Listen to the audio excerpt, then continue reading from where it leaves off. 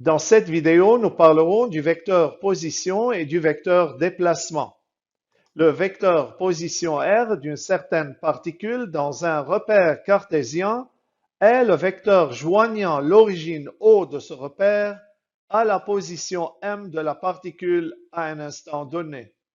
Ce vecteur peut être écrit sous la forme R égale vecteur OM égale XI plus YJ, où X et Y sont ses composantes scalaires et I et J sont les vecteurs unitaires des axes X et Y.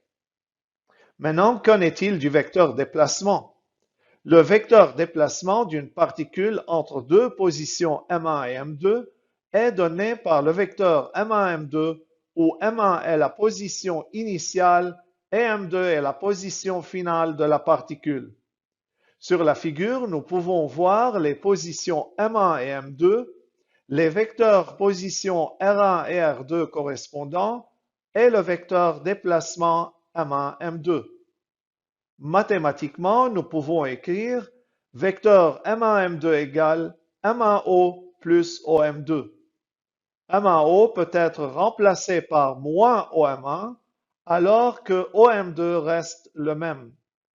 Cela conduit à R2 moins R1, ce qui donne vecteur position finale moins vecteur position initiale, qui n'est autre que la variation du vecteur position delta R.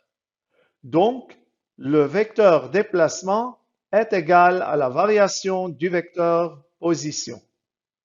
Voilà, c'est tout pour cette vidéo. À bientôt.